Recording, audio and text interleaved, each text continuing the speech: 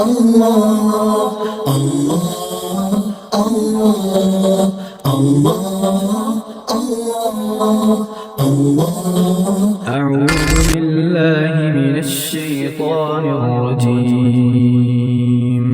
بسم الله الرحمن الرحيم الحمد للہ رب العالمین والصلاة والسلام علی سید المرسلین وعلی آلہ واصحابہ اجمعین اما بعد رب اشرح لی صدری ویسر لی امری واحلل عقدۃ من لسانی یفقہوا قولی رب زدنی علما رب یسر ولا تعسر وتمم بالخیر اما بعد معزز سامعین السلام علیکم ورحمۃ اللہ وبرکاتہ۔ کیسے ہیں آپ سب لوگ؟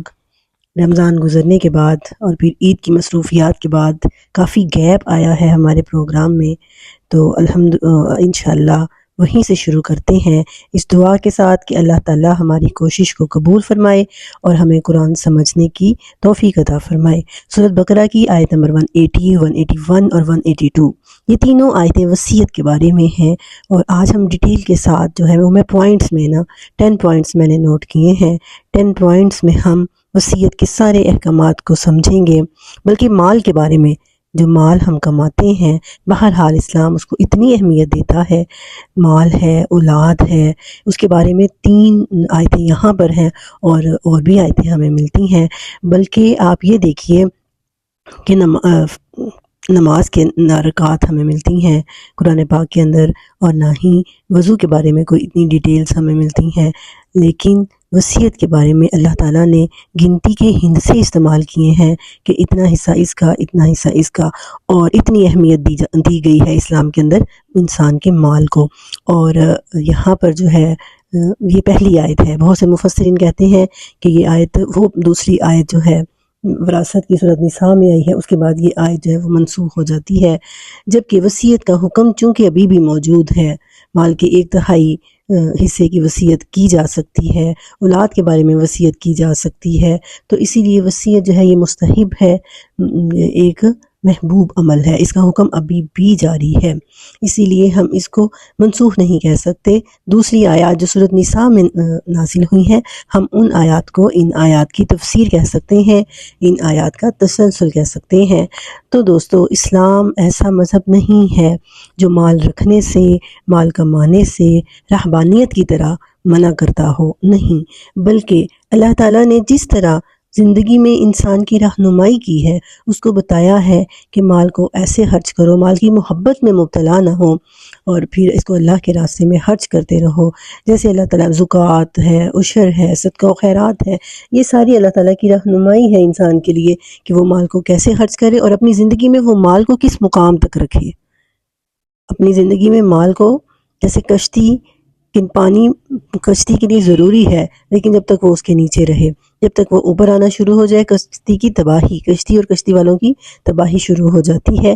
بالکل ایسے ہی مال بھی انسان کی زندگی میں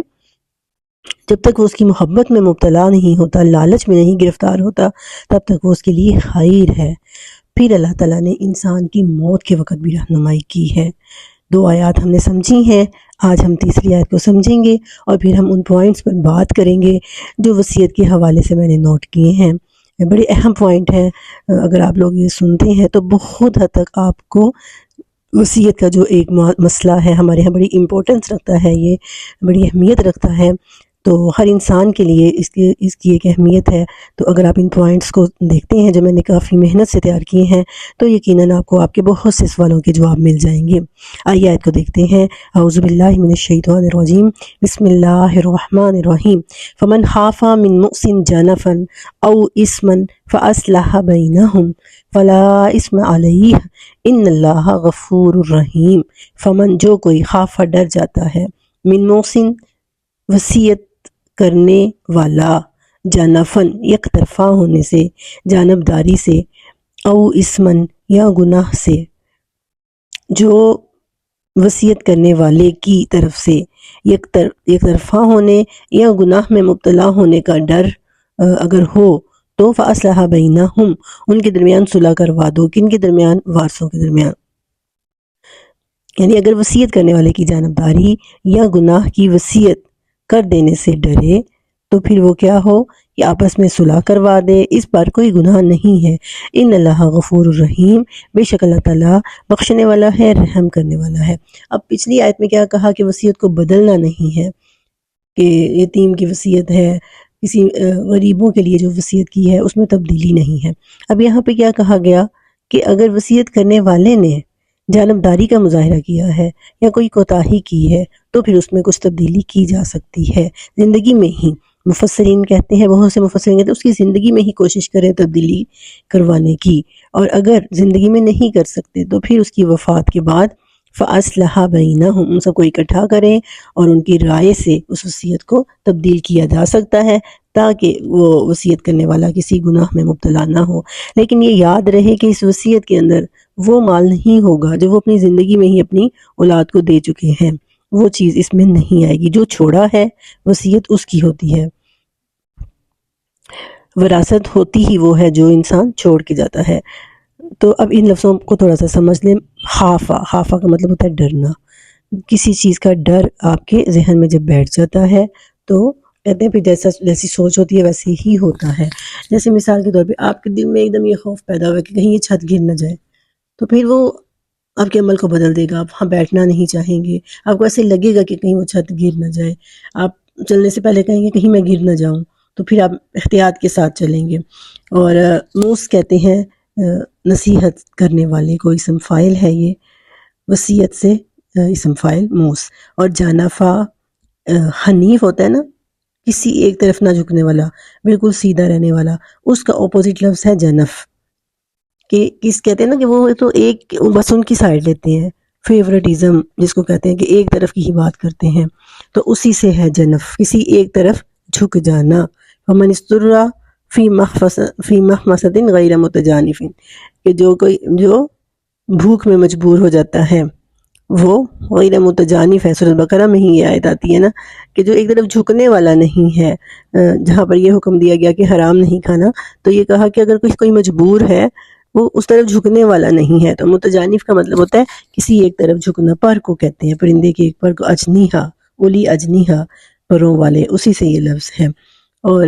اسم کا لفظ گناہ کے لیے اسم، اور ایک زیادتی کے لیے زیادتی بھی ہوتی ہے۔ اور جو اسم ہے اس کا لفظی مطلب ہوتا ہے کسی چیز کا پیچھے آنا، تو مطلب وہ گناہ، اسم سے مراد وہ گناہ ہے جو کوتاہی کی وجہ سے ہو جائے، جان بوجھ کے نہ کیا جائے، سستی کی وجہ سے، کوتاہی کی وجہ سے، نہ سمجھی کی وجہ سے۔ تو ایسی وصیت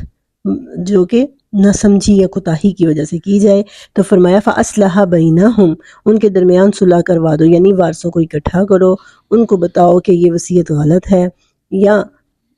جو ہے وہ وارث کی اصلح بینہم کا مطلب یہی ہے کہ ان کے درمیان لڑائی جھگڑا نہ ہونے دیا جائے، صلح صفائی سے اس وصیت کو تبدیل کیا جا سکتا ہے، پھر کوئی گناہ نہیں ہے، کیونکہ اللہ تعالیٰ بخشنے والا اور رحم کرنے والا ہے۔ یہ تو ہے یہ آیت۔ اب ہم وصیت کے متعلق جو 10 پوائنٹس میں نے نوٹ کیے ہیں ہم ان کو سمجھیں گے۔ اس میں سب سے پہلی بات یہ ہے کہ وصیت جو ہے وہ مال کے 1/3 حصے، وصیت کا تعلق مال کے 1/3 حصے سے رہ گیا ہے۔ 66.66% جو ہے وہ اللہ نے مقرر کر دیے ہیں، وہ حصے اللہ نے مقرر کر دیے ہیں، اس میں انسان اب کچھ نہیں کر سکتا۔ تو سب سے پہلی بات یہ، اور دوسری بات یہ کہ مال اہم ہے، اسے ضائع نہیں ہونا چاہیے۔ کچھ ایسا کر جائیے کہ آپ کے لیے آپ کا مال صدقہ جاریہ بن جائے، نہ کہ عذاب جاریہ، یعنی ایسی وصیت نہیں ہونی چاہیے جو کسی گناہ کی طرف ہو، گناہ کے کاموں میں لگی ہو اور وہ پھر آپ کا مال آپ کے لیے عذاب بن جائے۔ اور دوسری یہ ہے کہ نمبر 3 یہ ہے کہ وارثوں کے لیے کوئی وصیت نہیں ہے۔ جو وارث ہوگا، جس کا حصہ اللہ نے مقرر کر دیا ہے کہ ایک حصہ بیٹے کا، آدھا حصہ بیٹی کا، چھٹا حصہ بیوی کا، اور ایسے ہی والدین کے حصے جو اللہ نے مقرر کر دیے ہیں، اب ان کے بارے میں کوئی وصیت نہیں ہوگی۔ اور نمبر 4 یہ ہے کہ وصیت کی امپلیمنٹیشن وارثوں پر فرض ہے۔ اگر وصیت کی امپلیمنٹیشن وارثوں پر فرض ہے، اور اگر وصیت میں زیادتی ہو رہی ہے تو پھر اس میں تبدیلی ہوگی۔ اگر زیادتی ہو رہی ہے، کسی ایک طرف جھکاؤ ہے تو اس میں تبدیلی ہو سکتی ہے۔ نمبر 5، اگر سننے والے وصیت بدل لیتے ہیں، مطلب امانت میں خیانت کرتے ہیں، تو وہ مجرم ٹھہریں گے اور یہ زیادتی ہوگی۔ اگر وصیت کرنے والا صحیح ہے، نمبر 6، اگر وصیت کرنے والا صحیح وصیت نہ کرے، غلط وصیت کر جائے، جیسا کہ ہم نے اس آیت مبارکہ میں پڑھا ہے، نمبر 7 یہ ہے، نمبر 6، اگر وصیت کرنے والا صحیح وصیت نہ کرے تو پھر کیا ہوگا؟ اس میں ایک تو یہ ہے کہ اگر وہ زندہ ہے، نمبر 7 اس کہ اگر وہ زندہ ہے تو اس کی زندگی میں ہی وصیت کو تبدیل کرنے کی کوشش کی جائے گی، اور اگر وہ فوت ہو چکا ہے تو اس کے وارثوں کو اکٹھا کیا جائے گا اور پھر ان کے درمیان صلح صفائی کے ذریعے اس وصیت کو تبدیل کیا جائے گا۔ اور نمبر 7 یہ ہے کہ اگر کوئی وصیت گناہ پر بیس کرتی ہے کہ یہ مال جو ہے وہ گناہ کے کاموں میں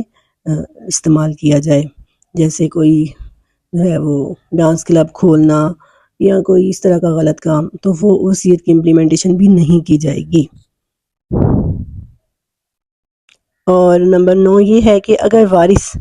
متفق ہوتے ہیں تو صلح صفائی کے ذریعے وہ وصیت تبدیل ہوگی، ادروائز وہ تبدیل نہیں ہوگی۔ اور نمبر 10 یہ ہے کہ جیسے اگر اولاد میں سے کوئی ایک یہ کہتا ہے کہ میں اپنے باپ سے سائن کروا لیتا ہوں یا سب کچھ اپنے نام لکھوا لیتا ہوں اور کوئی پیپر تیار کروا لیتا ہوں، ایسا کوئی پیپر ایسا پیپر ظلم پر مبنی ہوگا، کیونکہ وارثوں کے حصے اللہ نے مقرر کر دیے ہیں، اس کی کوئی قانونی کوئی دینی حیثیت نہیں ہوگی ایسے کسی بھی پیپر کی، کیونکہ وارثوں کا حصہ اللہ تعالیٰ نے مقرر کر دیا ہے۔ تو اب ایسا کوئی بھی کچھ نہیں کر سکتا، اگر وہ کرے گا تو وہ ظلم اور زیادتی کرے گا، دنیا میں بھی گناہ کا مجرم ٹھہرے گا اور آخرت میں بھی۔ اور اگر خود وارث بھی اس میں شامل تھا، وارث نے بھی اپنی رضامندی سے یہ کیا ہے، مطلب جو اصل جو ہے وہ مال چھوڑ کے جانے والا تھا، تو اس کا گناہ اس پر بھی ہوگا، اس کو بھی اس کا گناہ ملے گا۔ تو یہ وصیت کے متعلق 10 امپورٹنٹ پوائنٹس تھے جو میں نے آپ کے ساتھ ڈسکس کیے ہیں۔ اللہ سے دعا ہے کہ وہ ہمیں سمجھنے اور عمل کرنے کی توفیق عطا فرمائے۔ یہ بڑا اہم معاملہ ہے، بڑا اہم